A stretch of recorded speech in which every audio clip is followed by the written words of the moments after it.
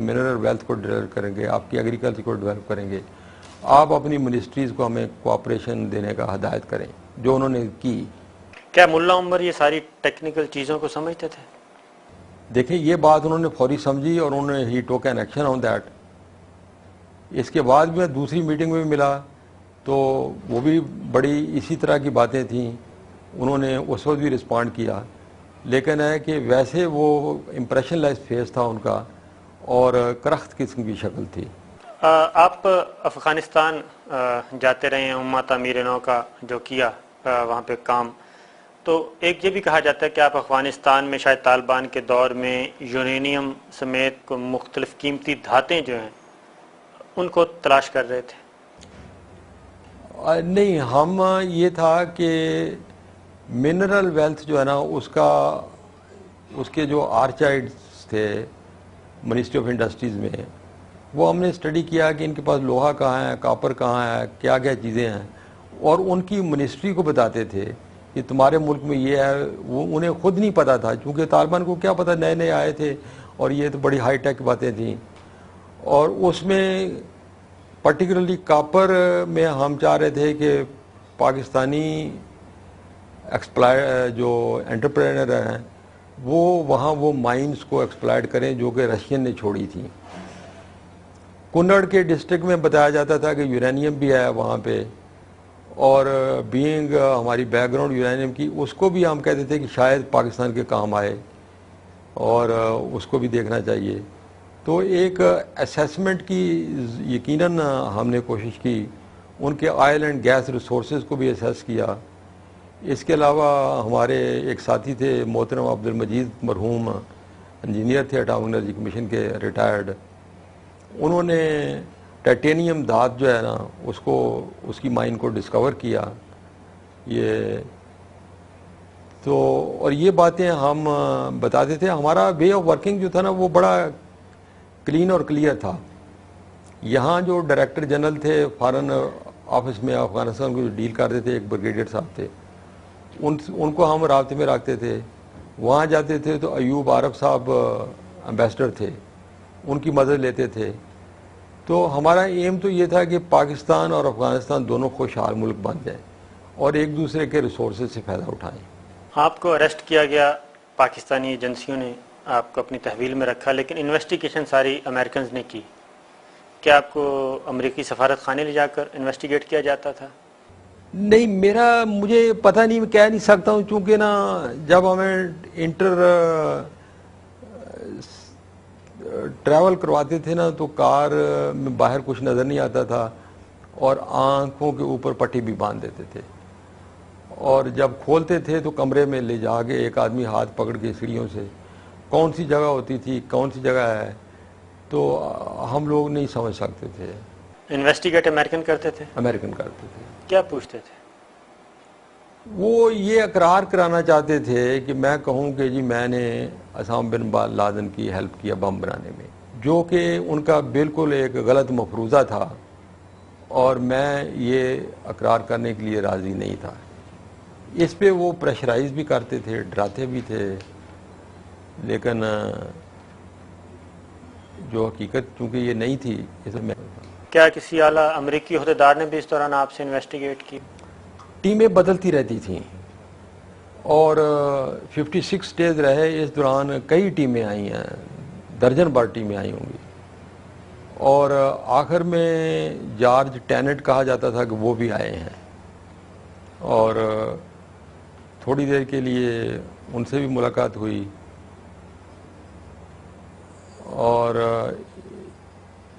ایک brigadier general صاحب تھے ان کے امریکن, وہ زیادہ عرصہ رہے. وہ شریف آدمی تھا, ہی واز بیٹر دین دی لاٹ. کچھ لوگ بہت رف تھے, اور یہ بریگیڈیئر جنرل جو تھا یہ اپنے مقصد کا تو پورا تھا, لیکن امریکن شریف ہو سکتا ہے ویسے؟ ہاں, وہ بھی جنرل. یہ آدمی جو جس کا ذکر کر رہا ہوں, ہی واز پولائٹ. آپ کو ایک دفعہ یہ بھی دھمکی دی گئی کہ آپ کی کھلڑی جو ہے چمڑی وہ ادھیڑ دی جائے گی, آپ کے ایک اور ساتھی کو اس کا نشانہ بنایا جا چکا ہے، آپ صحیح بتا دیں۔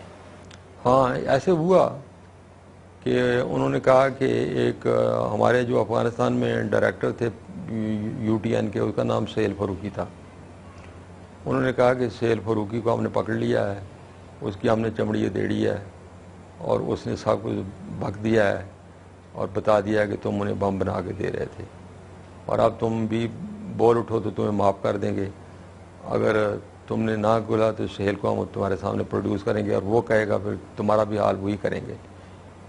تو میں نے کہا آپ سہیل کو لے آئیں، کیونکہ میں نے جو پہلے بیان دیا ہے وہ صحیح بیان ہے اور مجھے یہ بھی کانفیڈنٹ ہے کوئی سہیل غلط نہیں کہے گا۔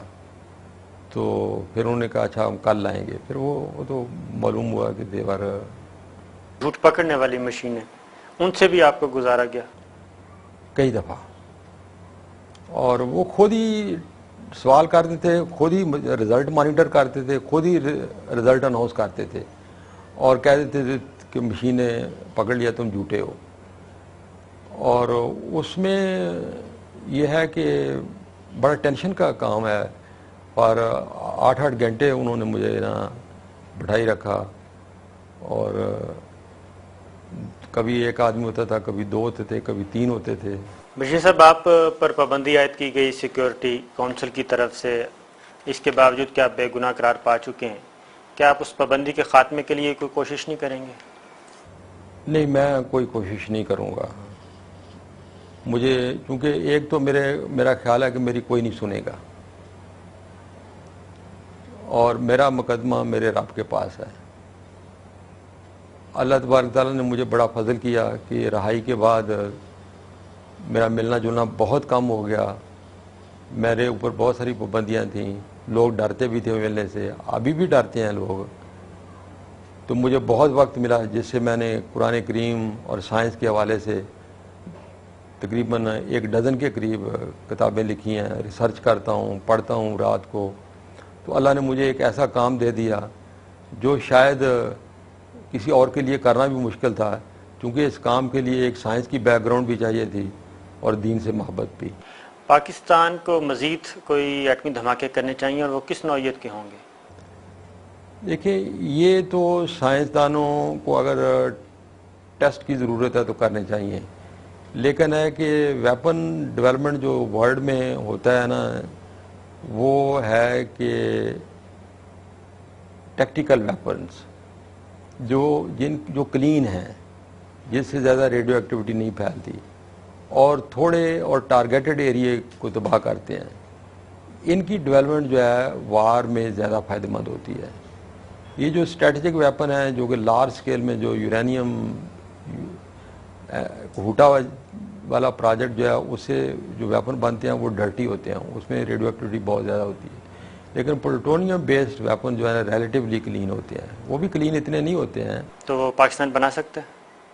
مجھے یقین ہے کہ پاکستان کے پاس یہ صلاحیتیں ہونی چاہیے اور ہیں، لیکن میں پچھلے ایئر 2000 سے لے کے اب تک اٹامک انرجی سے میرا کوئی رابطہ نہیں ہے۔ ایٹمی آپ دوزیں بھی پاکستان بنا سکتا ہے؟ ایسی کوئی صلاحیت حاصل کر لی ہے؟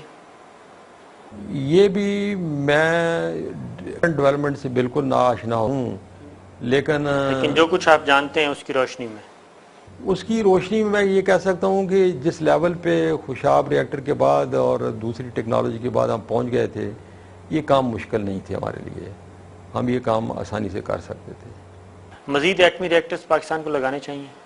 ضرور، یقیناً لگانے چاہیے، بلکہ یہ ہے کہ یہ جو بجلی کا کرائسس ہے نہ آتا اگر پچھلی حکومتوں نے اٹامک انرجی کمیشن کی ایڈوائس کے اوپر کام کیا ہوتا۔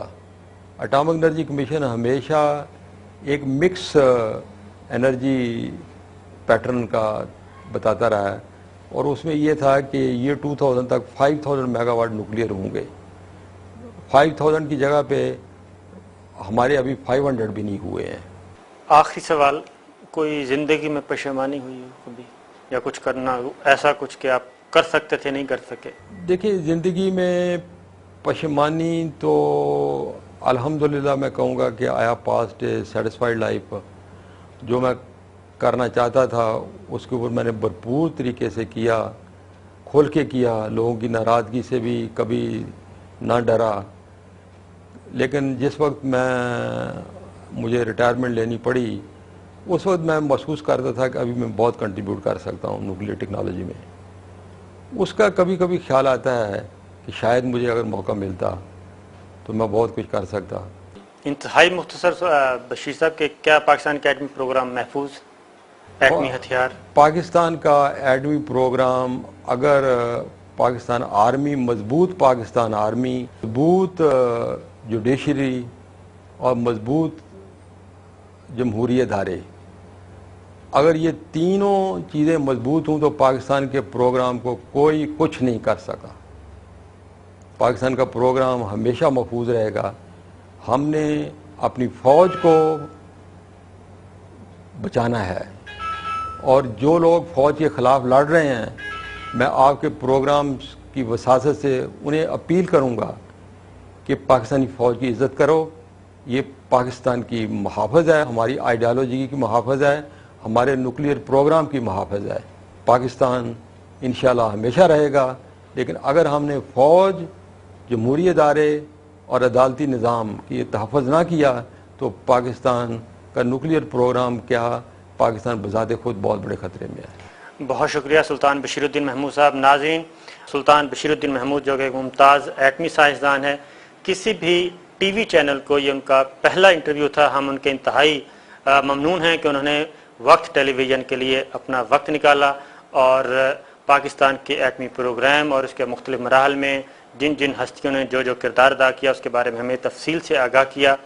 اس کے ساتھ ہی ہمارے پروگرام کا وقت ختم ہوا. اجازت دیجیے.